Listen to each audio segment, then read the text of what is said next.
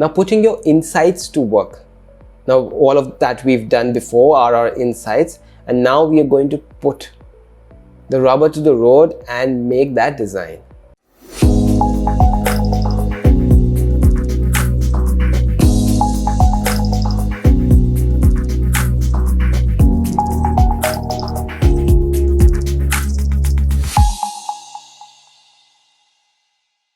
Hi guys, welcome back to my channel. My name is Daryl and you are watching GoBeyondDesign. Please like and subscribe my channel so that you are the first one to know whenever I'm taking out a new video. Now we've talked about everything and you will tell me that Daryl, you haven't even spoken about how am I going to start my first project and how is this going to be. Now with all that knowledge, what am I going to do with all that knowledge? In this section, I'm going to tell you exactly what and how you will use all of these to make your design, and this is going to be a very quick and a step-by-step process. Now putting your insights to work. Now all of that we've done before are our insights, and now we are going to put the rubber to the road and make that design. Now you need to work smart. You don't need to work hard always. You would want to work hard, but you don't have to ignore the fact that you always have to work smart. Now do not hesitate on asking for visual cues.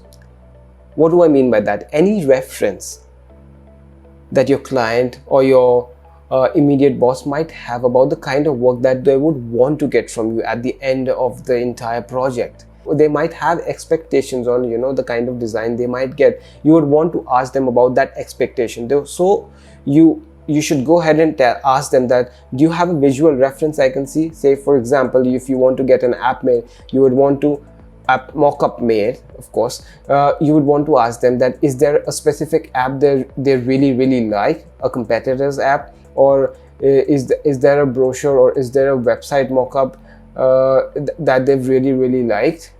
And so by studying that visual reference, you're going to get really close. Your design is going to get extremely close to their expectation, and at the end of the day, this is something which is important and it has to be achieved. Now before you start your design, it is also important that you study the competitors. Take for example, like a mobile which sells for 10,000 rupees might have a different design language altogether versus something like an iPhone which goes over a lakh. Obviously, the kind of audience, the refinement in the taste of the audience will be radically different. Somebody who can afford, or the kind of lifestyle one has, who would spend for a 10,000 rupees mobile phone versus somebody who can easily spend for over a lakh. Go through all those designs before you begin your design work. Going through competition, the kind of designs the competition does is also something which will unravel valuable insights. Now before you take up that mouse and start a new project, or on your Illustrator or your Infinity Designer or your whatever software you're comfortable in, please take a pen and paper. Now in my previous videos, I have really been an advocate of drawing and sketching, and this is where it comes into play. Even if you don't have any drawing skills, don't worry. I'm not going to now pester you for learning a whole sketching course. Just on a plain sheet of paper, just think about how your design is going to be. Where is the heading going to be placed? What is going to be placed right below the heading? Is it going to be the subheading? Is it going to be the price of the product? Then right below it, how is it going to come out? Do you want to put a nice large image of the product or the service?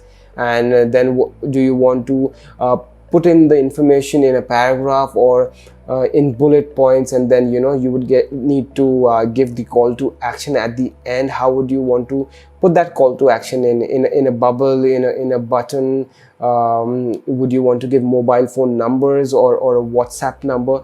So before you even start a project digitally, you would want to figure out where you would want that information, all your visual elements, all your photos to go in a specific design. So just get that down on a sheet of paper, in a pencil, and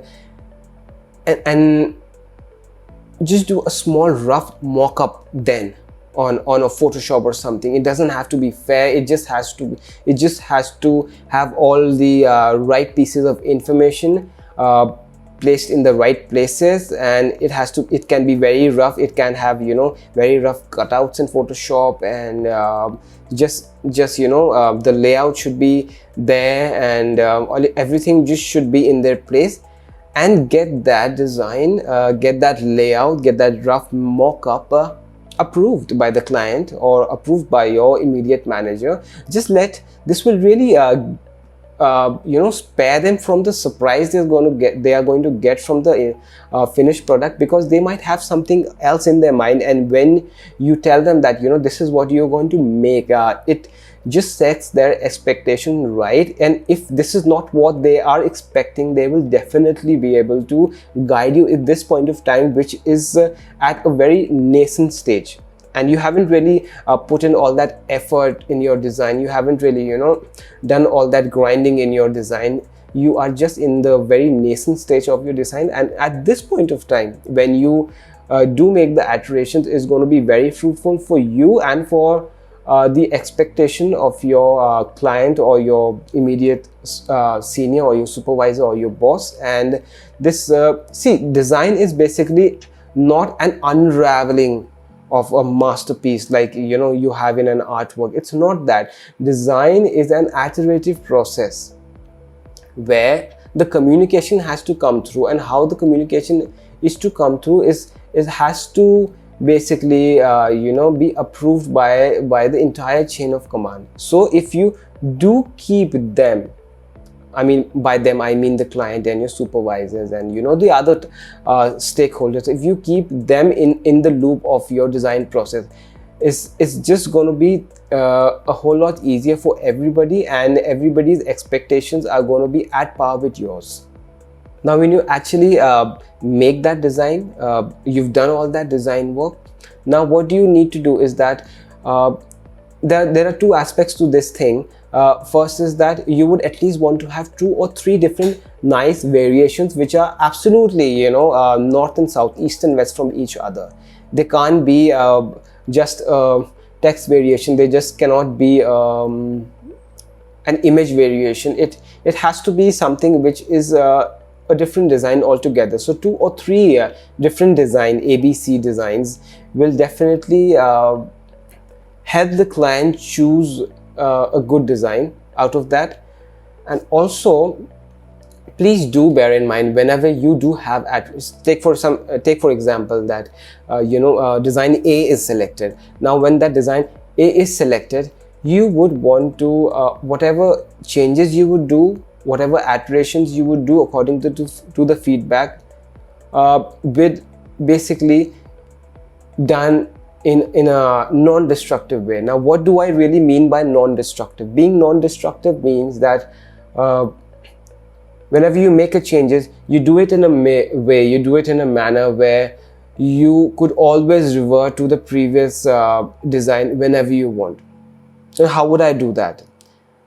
Say, for example, I have a design A, and then I have a feedback that, you know, the heading fonts need to change and the image needs to change. So I would just take a copy of the artboard on my Photoshop or on my Illustrator, and then make design changes on that. So even if that person doesn't really like it, or that person thinks that, you know, whatever I put in the first design was just spot on, and, you know, he was just trying to see how would another variation look, I can always go back on the same design. I don't have to work back at, you know, redoing all that changes that I've done now. So having worked in a non-destructive way, I can really guarantee you that you can go back to your design, you can go back to any specific iteration stage and just be very fearless, and you can give different iteration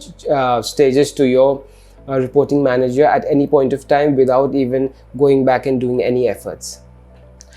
Now, I've explained all of this process. I've explained how you understand your audience, how you basically understand what message you're trying to get across, you know how and what medium you need to use to get that design across, you know how do you approach in making a design and everything.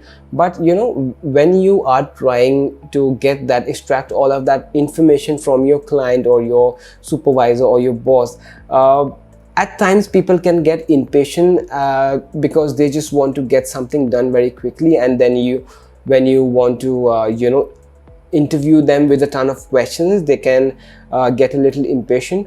But it is very important for you to get that information from them, only because it will save you a lot of iterations, time, effort and energy, and they have to understand them. So try to explain to them why exactly you would want to have all of that information before you even begin to ask all of that information from them.